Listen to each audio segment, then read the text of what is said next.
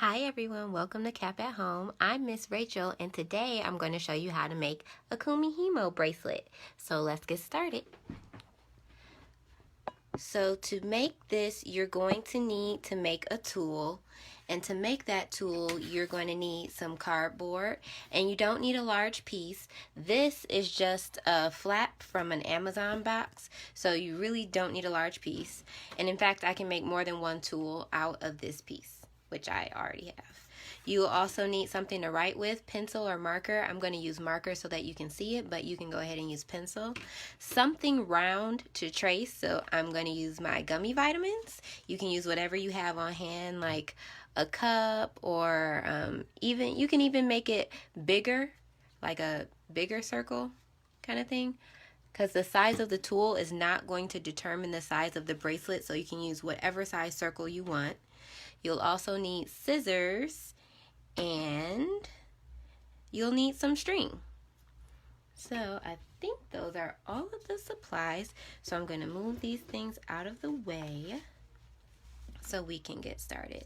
So with your cardboard and your circular object that you're tracing, I'm going to trace this so that it's not in the middle of my cardboard and I create a lot of tiny scraps. I'm going to trace it off to the side so that I can reuse this cardboard if I want. I can make more than one tool if I want. I can make like 5 here. So I'm going to use this tiny space over here, because even if this tool is cut off, it will still be okay. So I'm going to use my marker to trace around the base of my vitamins to create my circle. So even though it's cut off a little bit over here, that's perfectly fine. That will work for this tool. So I have my circle traced, and if you've watched some of my other videos, you know how to make a circle with just a ruler and something to write with, so you can even do that method if you want. I'm going to make a little dot in the middle of my circle, and then I'm going to make 8 marks on my tool. So I'm going to make 2 marks here, 2 here, and then 2 here and 2 here. So it's easier to start with just those 2 because it's easy to make them directly across from one another. It is important that these marks are kind of spaced out evenly, because you don't want them to be too close together, because we have to make a cut in these marks, and if they're too close together, you can accidentally cut it apart and mess up your tool, or it can just get ripped as you use your tool. So you want to make sure that these marks are about equidistant apart. So now that I have my mark in the middle and then my 8 little slash marks on the side, I can cut this from the cardboard. So instead of trying to cut this circle out of this larger sheet of cardboard, I'm just going to cut this way so that it's a little easier to manage, because I'm not fumbling with the rest of this. I am going to put this to the side because I know I will be able to use this for future projects. But if you know you're not going to use this, then go ahead and throw it away and save yourself some time with the cleanup. So now I have this smaller piece, manageable piece to cut, and I'm going to go ahead and cut around the edge of my tool. And if you're having problems working through this cardboard with your scissors, then go ahead and ask for help. You can ask a parent, an older sibling, cousin, friend, anybody who has a little bit of arm muscles. Okay, so since this is trash, I'm going to go ahead and put it in the trash and not wait until the end. We're going to clean as we go. And the next step would be to use your pencil or drawing tool. This will work better if you have a pencil. It will not work with a marker. So if you have a pencil, go ahead and press down in the middle of this circle, and be careful not to stab anybody or yourself, but press down in the middle. There we go. And now I have a circle there, and I'm going to push my pencil all the way through because I want my circle to be a nice size. So be sure to be careful as you're doing this. There is no reason to hurt yourself while making this tool. If you need help, ask for it. So now I have my circle in the middle, and I've cut it out of my cardboard, and I'm going to use my scissors to cut along the marks that I drew to just make slits in this cardboard. So at each mark, I'm going to cut a slit.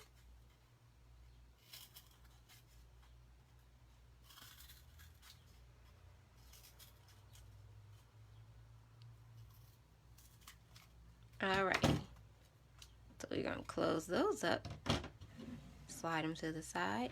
So now I have my tool, and it's as simple as that.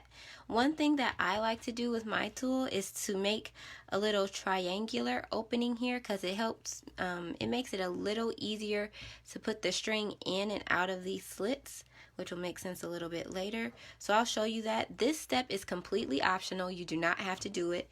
This tool will work fine just like this. But here's a little Miss Rachel tip. I'm going to cut some triangles out just by angling my scissors toward the slit at the very top and then snipping. So you want to be careful not to snip your fingers,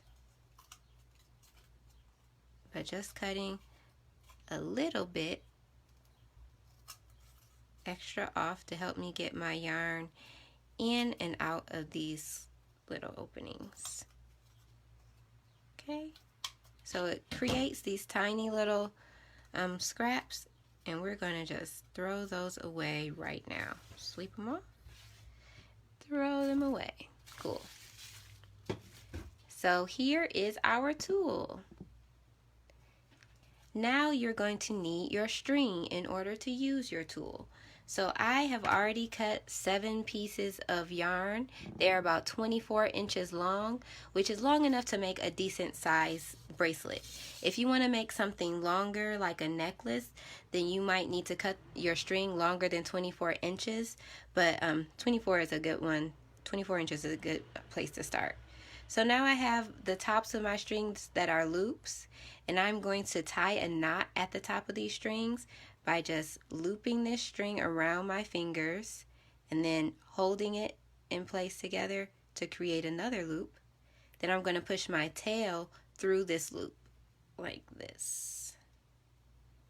Once I have that through, I'm going to pull the tail and then pull the string to create my knot. And I'm going to try to just ease my knot on closer up to the tail. There. Pull it tight. So now I have my string all tied off like I need it. And I'm going to push it through this circle. You can twist this and lace it through kind of like a shoelace. And then I have this one sticking out, but if I pull a little bit, the knot will go through that circle. So if you used a pencil to create your circle, the hole should be big enough to just kind of pull your knot through. If you're having issues, then you can take your pencil and just nudge your knot through that circle. That has helped me with this project in the past. So now your tool looks like this. The knot is at the back and your strings are dangling off the front. So you want to spread your strings out and put them in one string per notch. So I'm going to take one string here, put that there, and just spread them out. So if you have done this and you're interested in a more advanced video, then let us know, because in an advanced video I could get into like putting your strings in specific places to create a pattern, but right now I'm just going to show you how to do this. So we have our strings in the notches, one string per notch, and then we have an open space. If this is what yours looks like right now, then you are doing good. So I have this open space directly toward me, in front of me, and now I'm going to count over 4 spaces, including this empty one. I'm going to count 1, 2, 3, 4. I'm going to take the string from this 4th place and hold that, and then put it into the open space. So now this is my new open space. So I'm going to turn this toward me and then count 1, 2, 3, 4. Take it out, put it in the open space. And I'm going to kind of run my fingers through this yarn to detangle it as I go. And that open space is over here. I'm going to turn it toward me and do the same thing. 1, 2, 3, 4. Take the yarn out, put it into this space. Turn it, 1, 2, 3, 4. And you are going to repeat this until your bracelet or necklace or whatever you're making is as long as you want it to be. Remember to run your fingers through that string so that it doesn't tangle up, because it will tangle on you. Okay, turn. So as you do this, your bracelet is going to start to grow underneath. So you won't see it up here as you're looking down on it this way, but if you turn this over, you'll see that your bracelet is starting to get braided. So if you do this for, I would say, about 30 minutes, you probably finish this entire bracelet.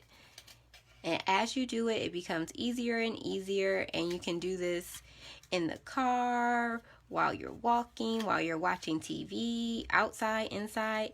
It's really easy. You can do it anywhere. Okay? So I have this one, and I'm not going to keep you here for 30 minutes for me to finish this, but you might kind of be able to see that a little bit starting to get braided, but I have another one that I want to show you. So this is what it will look like the more you go on. The braid will start to form, and it will come out of the bottom as you're working, and you'll just keep working on top until you get done. And you want to stop when you get about, I would say, about 2 inches from the ends of your string, and you'll take all of the strings out of the tool, pull it out using the little braid that you have, and then create a knot the way that we made when we started this. So that is how to make the tool and how to use it. We would love to see your tool. If you decorated it, that will be even cooler. And we would love to see what you create, how many bracelets you can make. Once you make one bracelet out of this, you can go ahead and use this tool again. It's not a one-time use thing. You can use it over and over until it falls apart. So we would love to see what you make in the comments, and we will also love to hear your reflections. Is there something that you want clarified? Would you like me to show a different way? Did you do something different that worked out great? Let us know in the comments, and be sure to subscribe and like Community Arts Partnerships Detroit on Facebook, Instagram, and YouTube to view our library of videos, to get info about our programs for young artists, to be notified when we go live, and more. So today you learned how to make a Kumihimo bracelet and a Kumihimo tool with Miss Rachel. Thank you so much for watching Cap at Home, and we can't wait to see you next time. Bye!